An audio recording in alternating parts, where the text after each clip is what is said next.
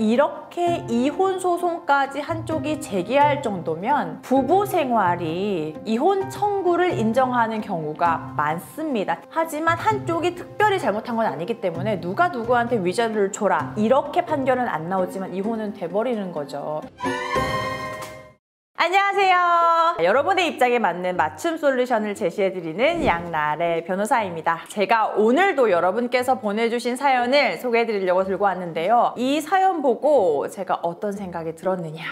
혼인기간이 긴 우리 중년 부부들께서 한 번쯤 겪으실 법한 이야기다. 이런 고민 많이들 하시겠구나 생각이 들어가지고 사연을 들고 왔거든요. 과연 어떤 내용일지 오늘 사연도 출발합니다.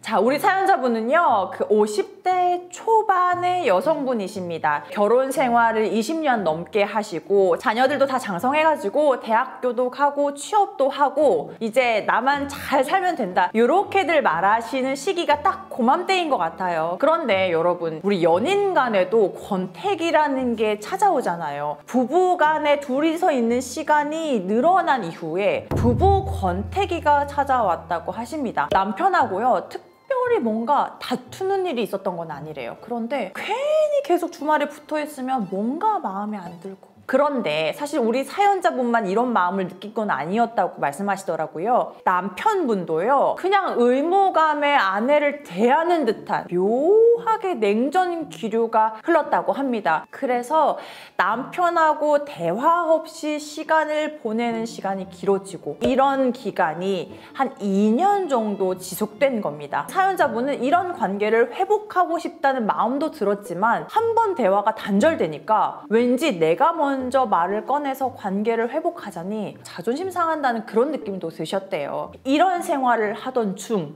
어느 날 갑자기 법원에서 소장을 받았습니다. 내용을 확인해 보니 남편이 이혼 청구를 하는 소장을 보낸 것이었습니다.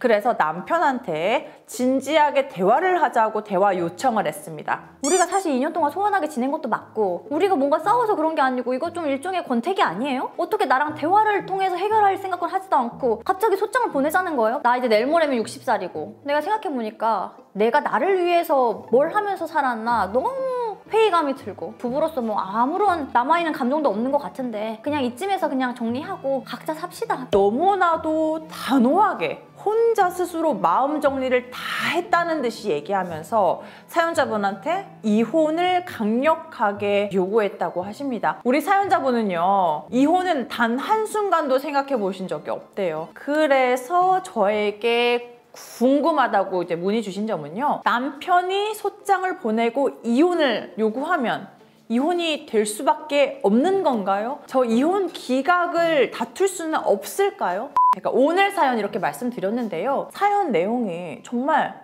어떻게 보면 굉장히 단조롭다고 생각하실 수도 있습니다. 그런데 정말 많은 분들에게서 일어나고 있습니다. 특히 자녀가 성년이 된 중년의 부부들에게요. 일단 오늘 솔루션의 핵심, 바로 이혼 기각에 대해서 말씀드려야 될 것 같습니다. 우리가 이혼 소송에서요, 기각을 다툴 수 있는 대표적인 사유는 뭐냐면 유책 배우자가 이혼을 청구하는 경우입니다. 바람을 핀 배우자가 적반하장으로 이혼을 요구하는 경우, 이런 경우에는요, 상대방 배우자가 이혼을 원치 않는 경우에는 이혼을 기각시킬 수 있습니다. 유책 배우자가 이혼 소송을 청구하는 경우에는 이혼이 기각된다는 게 아주 명백하고 확실한 법원의 태도거든요. 그런데 만약에 유책 배우자가 이혼 소송을 청구했는데 반대쪽에서 나도 당신이랑 못 살겠습니다 하고 반소 청구를 하면 이혼 의사가 있기 때문에 이혼이 되는 거거든요. 그런데 우리 사연자분은 어떤 경우냐? 남편도 잘못한 건 없어요.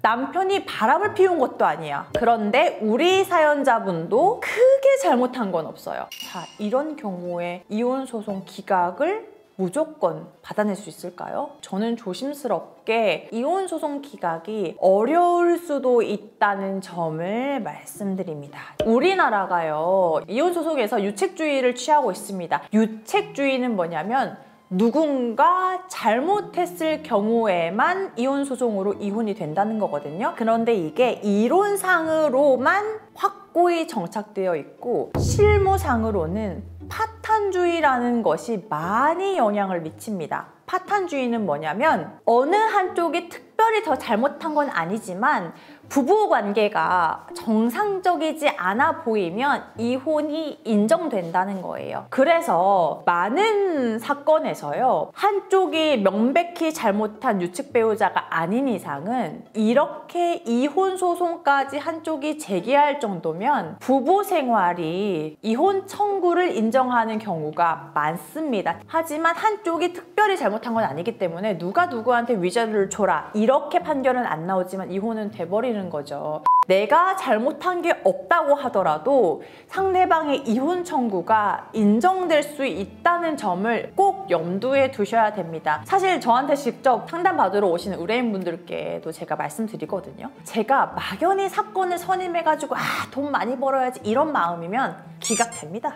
무조건 기각시켜드립니다. 이렇게 말씀드리겠지만 사실 변호사는 결과에 대한 책임을 지지 않거든요. 그렇기 때문에 최대한 객관적이고 냉철하게 사건에 대해서 정보를 드리는 게 중요하다고 생각하거든요. 막연히 나는 잘못한 게 없으니까 무조건 기각될 거야 이렇게 생각하고 있다가 예상치도 못하게 이혼이 돼버리면 재산분할에 대해서도 정당하게 주장하지 못해가지고 이혼도 되고 재산분할도 제대로 못 받고 이런 최악의 결과가 나올 수가 있거든요. 그렇기 때문에 기각에 무조건 의존하지 마시고 배우자가 바람을 피웠는데 적반하장으로 이혼소송을 제기하거나 때리고 나서 이혼소송을 제기한 이런 경우가 아니라면 이렇게 내가 소장까지 받은 상황이면 몇 년간 좋지 않았던 건 사실이지 이혼이 될 수도 있겠구나 재산분할은 최대한 많이 받아야지 이렇게 이혼이 인정될 것을 대비하셔가지고 그 다음 스텝을 분명히 대비하셔야 된다는 점 말씀드립니다. 특히